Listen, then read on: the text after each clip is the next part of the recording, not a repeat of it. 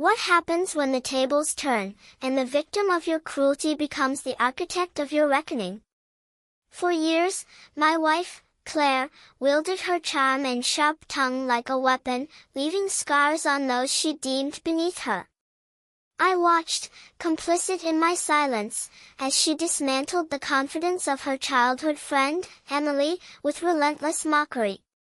But time has a way of balancing scales, and Emily's return to our lives was no coincidence. It was a carefully crafted masterpiece of revenge, served with a smile and a dish that would change everything. Claire and Emily grew up in the same small town, their lives intertwined like vines on a trellis. Claire was the golden girl, beautiful, charismatic, and untouchable, with a knack for making others feel small. Emily, quiet and unassuming, was her perfect foil.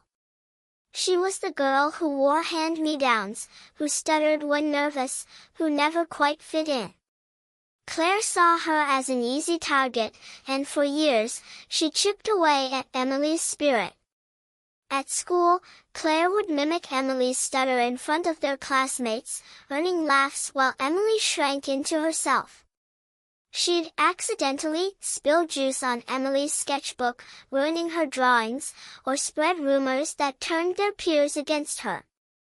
I met Claire in college, long after those days, but she'd recount these stories with a laugh, as if they were harmless pranks. I told myself it was just teenage cruelty, that she'd outgrown it.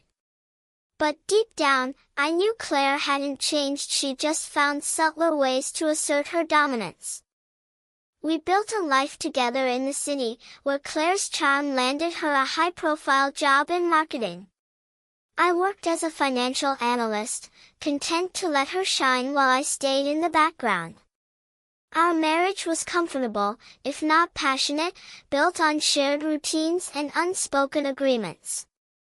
I ignored the moments when Claire's sharp edges surfaced, her cutting remarks about a coworker's outfit or her disdain for anyone she deemed lesser. I told myself it was just her personality, that she didn't mean harm.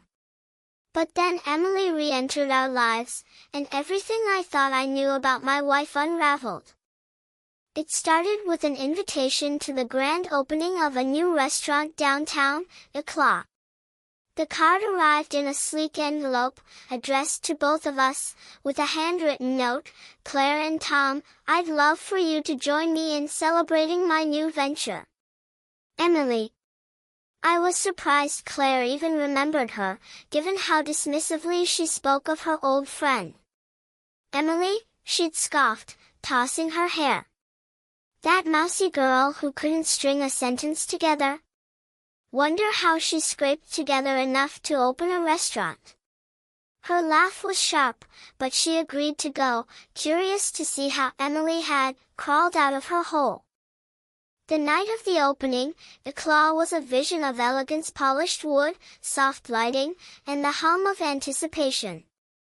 Emily greeted us at the door, and I barely recognized her. Gone was the timid girl Claire described. This Emily was poised, her dark hair swept into an elegant updo, her eyes bright with confidence. She wore a tailored blazer over a silk dress, and her smile was warm but guarded as she shook Claire's hand. "It's been too long," she said, her voice steady. Claire's smile was tight, her eyes scanning Emily as if searching for a flaw to exploit. I felt a pang of unease, sensing the undercurrent of something unspoken. The evening unfolded like a carefully choreographed dance. Emily had reserved a prime table for us, and the menu was a work of art, dishes with names like Remembrance Soufflé and Redemption Tartare. Claire, ever the critic, murmured about the pretentiousness of it all, but I could tell she was impressed. The food was exquisite, each bite a revelation of flavor and texture. As we ate, Emily moved through the room, greeting guests with effortless grace. I watched her, struck by how she'd transformed from the shadow Claire had described into someone who commanded the space. Then came the twist that shifted everything. Midway through the meal, a man approached our table, his face weathered but kind. He introduced himself as Paul, Emily's mentor and the co-owner of a claw. "Emily's told me so much about you, Claire," he said, his tone neutral but his eyes sharp. "She said you were her inspiration." Claire blinked, caught off guard. "Inspiration?" she echoed, her laugh forced. Paul nodded. "She said watching you taught her resilience. When she came to me, broken and lost, I saw her potential. She built this place from nothing, fueled by the strength she found in surviving you." The words hung in the air, heavy and deliberate. Claire's face paled, her fork frozen midway to her mouth. I felt my stomach twist as Paul's words sank in. Emily hadn't just succeeded, she turned her pain into power. Paul excused himself, leaving us in stunned silence. Claire tried to laugh it off, muttering about dramatic nonsense, but her hands trembled as she reached for her wine. I saw the truth in her eyes, guilt, fear, and the dawning realization that Emily wasn't here to play the victim. The final course was the piece de resistance. Emily herself brought it to our table, a dessert called Reckoning. It was a delicate chocolate sphere, dusted with gold, that cracked open to reveal a burst of raspberry and spice. "I made this one for you, Claire," Emily said, her voice soft but piercing. "It's sweet, but there's a bite to it. Just like life." She held Claire's gaze, unyielding, and I saw something pass between them, years of hurt, now met with quiet triumph. Claire took a bite, her expression unreadable, and murmured a compliment. But I could see it, she was unraveling. As we left, Emily pressed a small card into my hand. "Come back anytime, Tom," she said, her smile genuine. "You're always welcome." I nodded, unable to shake the feeling that I'd just witnessed something profound.